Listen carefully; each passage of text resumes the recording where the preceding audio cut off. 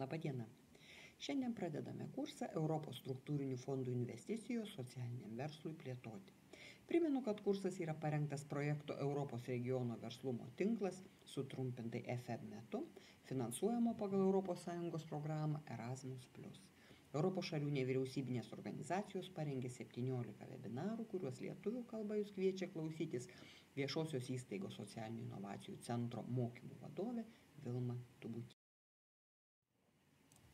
Šiandien tęsėme C temą socialinės inovacijos socialinėme versle ir jūsų dėmesiui siūlome ketvirtąjį šios temos kursą Europos struktūrinių fondų investicijos socialiniam verslui plėtoti. Kviečiame išklausyti ir kitus šios temos webinarus. Šiandien mes trumpai apžvelgsime ES politiką ir jos įgyvendinimą, 14-20 metų prioritetinės investavimo sritis Lietuvoje ir ES investicijas socialiniam verslui 14-20 metų. ES sanglaudos politika tai bendroji ES politika, kurios tikslas mažinti išsivystymo skirtumus tarp ES regionų.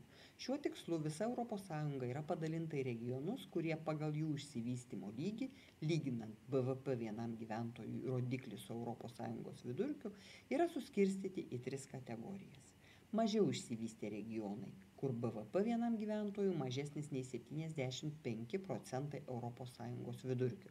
14-20 metų laikotarpiu iš ES struktūrinių fondų 72 mažiau išsivysčiusiems regionams, tarp jų ir Lietuvai, numatyta skirti 182,2 milijardo eurų.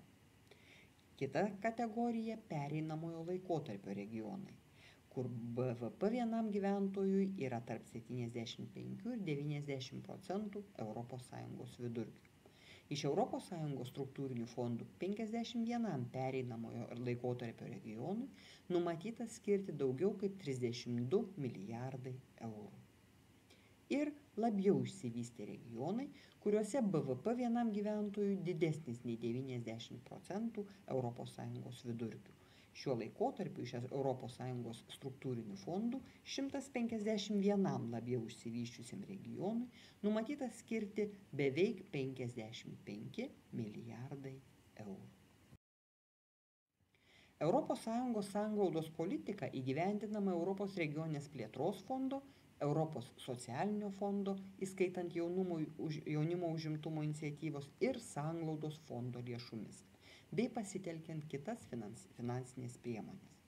2014-2020 metais laikotarpyje Europos biudžete numatyta daugiau kaip 350 milijardų eurų arba trečdalis viso ES biudžeto skirti sanglaudos politikos tikslams, kurie būtų nukreipti ekonomikos augimo ir darbo vietų kūrimo tikslui ir Europos teritorinio bendradarbiavimo tikslui.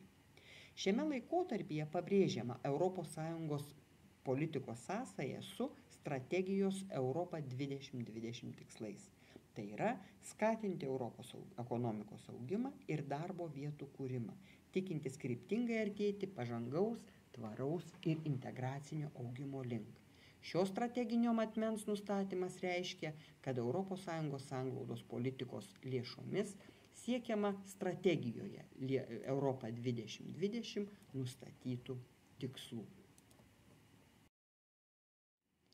Ekonomikos augimo ir darbo vietų kūrimo tikslui įgyvendinti pagal 14-20 metų ES fondų investicijų veiksmų programą skirta daugiau kaip 6 tūkstančiai milijardų eurų. Jie pasiskirsto atitinkamai iš skirtingų fondų. Tai yra didžioji dalis lėšų ateina iš Europos regioninės plėtros fondų, tam tikra dalis iš sanglaudos fondų, taip pat iš Europos socialinio fondo. Taip pat nemaža lėšų dalis yra skiriama iš specialiųjų asignavimų jaunimo užimtumo iniciatyvai.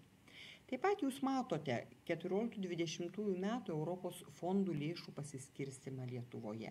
Norėčiau atkreipti jūsų dėmesį, kad smulkio ir vidutinio verslo konkurencingumo skatinimui, tai yra tamsiai raudona spalva, taip pat yra skiriama nemaža lėšų dalis. Tad kviečiame jomis pasinaudoti.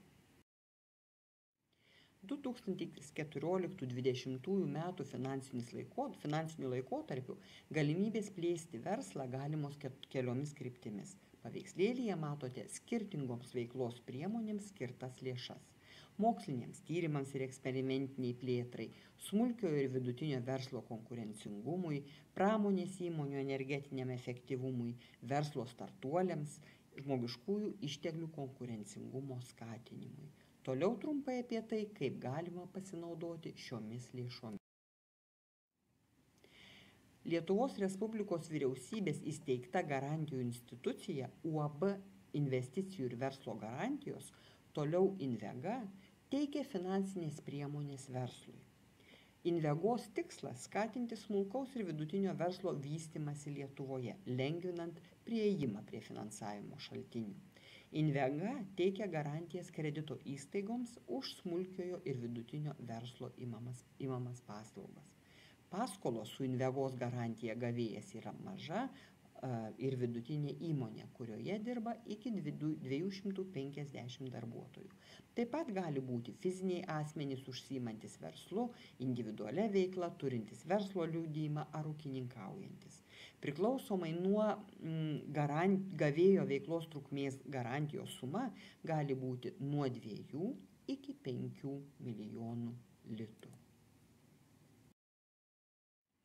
Toliau aptarsime, kokios finansinės priemonės prieinamos smulkiam ir vidutiniam verslui.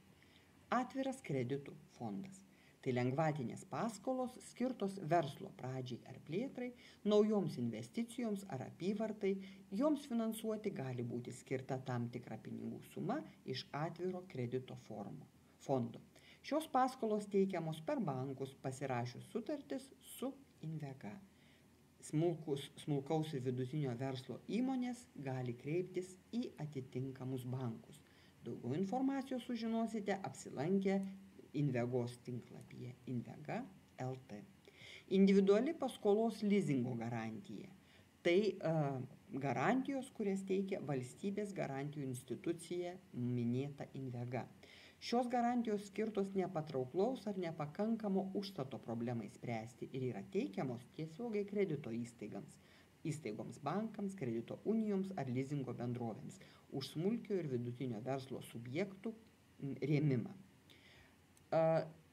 Gali kreiptis kredito įstaigos, teikiančios smulkiam ir vidutiniam verslui paskolas, lizingo bendrovės, sudarančios su smulkaus ir vidutinio verslo subjektais lizingo sandorius. Daugiau informacijos Invegos tinklapyje. Portfelinės garantijos ir portfelinės garantijos lizingui. Paskolos garantijos skirtos nepatrauklaus ar nepakankamo užstato problemai spręsti teikiamos už smulkiojo ir vidutinio verslo subjektų imamas paskolas ar lizingo sandorius. Pagal šią priemonę Invega atrinktos finansų įstaigos paskolų lizingo gavėjams taiko palankesnius užstato reikalavimus bei mažesnes palūkanų normas, įtraukdami paskolas ar lizingo sandorius į garantuotus sandorių portfelius. Dėl paskolų su portfelinė garantija reikėtų kreiptis į tam tikrus atrinktus bankus. Daugiau informacijos Invega tinklapyje.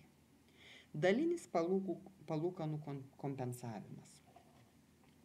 Paskolų finansinės nuomos lizingo sandorių dalinis palūkanų kompensavimas labai mažoms ir vidutinėms įmonėms arba pramonės įmonėms teikiamos taip pat per Invega.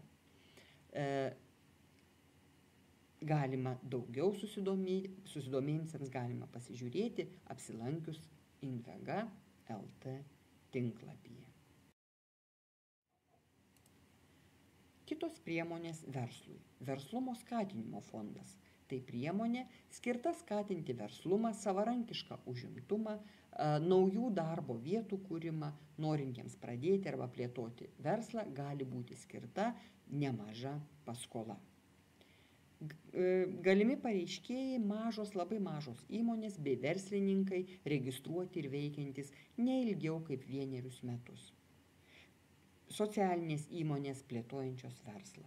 Prioritetinės lengvatinių paskolų gavėjų grupės yra jaunimas iki 29 metų, asmenys vyresni nei 50 metų ir bedarbiai, kurie per pastaruosius metus buvo registruoti darbo biržoje ne mažiau 12 mėnesių.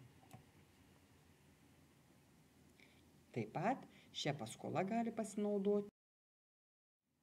Verslumo skatinimo fondo tikslai – sudaryti sąlygas labai mažoms ir mažoms įmonėms bei fiziniams asmenims pradėti savo verslą, padėti socialinėms įmonėms plėtoti savo verslą, skatinti verslumą ir savarankišką užimtumą, teikiant finansinę paramą paskolų formą ir konsultuojant bei mokant pradedančiuosius verslo pagrindų. Paskolų gavėjai – tai Lietuvos teritorijoje veikiančios, Lietuvoje įregistruotos labai mažos ir mažos įmonės veikiančios neilgiau kaip 1 metus. Taip pat verslo produktyvumo didinimo ir aplinkos verslui gerinimo priemonės gali padėti jums kurti savo verslą arba jį plėtoti. Šios priemonės yra kelios. Tai yra e-verslas, naujos galimybės, lyderis LT, procesas LT, asistentas 1, asistentas 4 ir invest LT 2. Kur kreiptis dėl ES fondų finansavimo verslo projektams? Bendraisiais verslo kūrimo pradžios, verslo plėtros klausimais konsultuoja Versli Lietuva. Rengiama nemažai seminarų skirtų įvairioms verslumo temoms.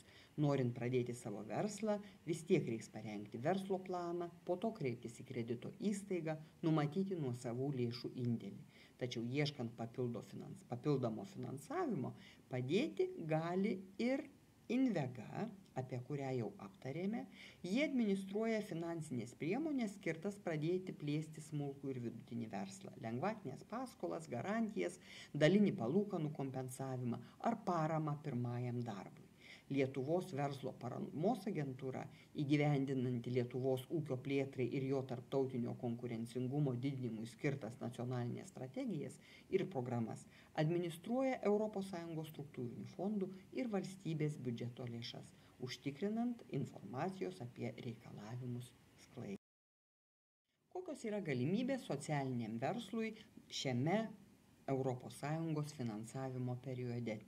Verslo subjektai gali pasinaudoti finansinėmis priemonėmis. Jas aptarėme. Šias priemonės teikia Invega arba kreditinės įstaigos. Taip pat dalyvauti konkursiniuose kvietimuose, tai yra teikti paraiškas ir gauti subsidijas. Be jokios abejonės, gana paranku dalyvauti viešuosiuose pirkimuose ir teikti paslaugas projektų vykdytojams, tai yra perkančiosioms ir neperkančiosioms organizacijoms. Dar tik svarstantis apie verslo įsteigimą, gali kreiptis į Verslumo skatinimo fondą, teikiantį nemokamas konsultacijas verslo steigimo, socialinio verslo klausimais ir finansinę paramą paskolų formą. Visa informacija apie ES investicijas verslui pateikiama Lietuvos Respublikos ūkio ministerijos tinklapyje. Aktualios medžiagos galima ieškoti ir adresu e-investicijos. Taigi, norint gauti finansavimą, teks parengti paraišką įvairiems konkursams. Keli bendrieji patarimai, kaip parengti gerą paraišką. Įsigilinkite į pagrindinius kvietimo dokumentus ir juose keliamus reikalavimus. Būtinai naudokitės paraiškos pildymo instrukciją. Jei paraiškos pildymą patikėjote kitiems asmenims, paslaugos teikėjams ir panašiai, būtinai dalyvaukite patys. Numatykite realiai įgyvendinamą veiklų ir dalyvių kiekį. Nustatykite realius ir pagristus įkainius. Naudokitės rinkos kainų analizės informaciją. Įvertinkite tai, kad visus įsipareigojimus reikės įgyvendinti. Iškilus klausimams konsultuokite su agentūros ir atsakingos ministerijos darbuotojais. Dalyvaukite paraiškų pildymo mokymuose, seminaruose ir atvirų durų dienose. Patariama prieš ruošiantis teikti paraišką. Suprasti ir įvertinti, ar esate tinkamas pareiškėjas, ar pasirinkote tinkamą partnerį. Tai yra, ar jūsų ir partnerio įstaigos atitinka keliamus reikalavimus. Patariama įvertinti, ar gebėsite administruoti projektą, ar yra tinkama komanda. Labai aiškiai įvardinti sprendžiamą problemą. Patariama turėti aišku ir konkretų tikslą ir įvertinti, ar tas tikslas bus pasiektas įgyvendinus projektą. Įvardinti būsimas projekto veiklas. Tai yra, kokioms veikloms reikalingas finansavimas ir ar tos veiklos atitinka nurodytas remiamas veiklas. Įvertinti savo finansinės galimybės.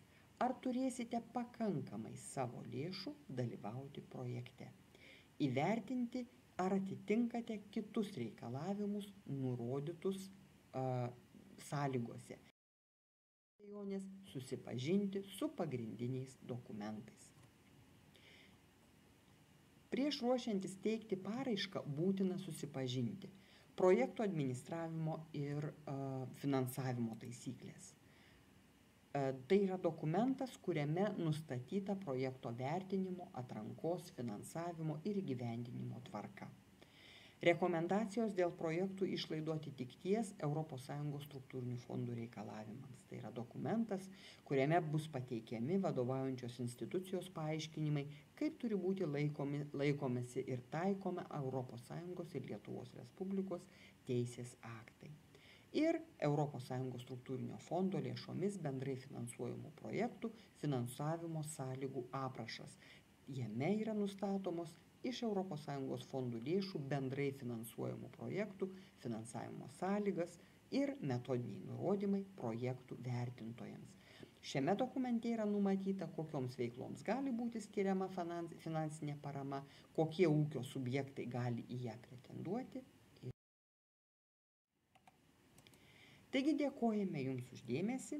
Tikimės, kad šis seminaras padės atsirinkti finansavimo šaltinius ir nuspręsti, kuriuose finansavimo priemonėse jūs galite dalyvauti. Tikimės Jūsų dėmesio ir kituose webinaruose.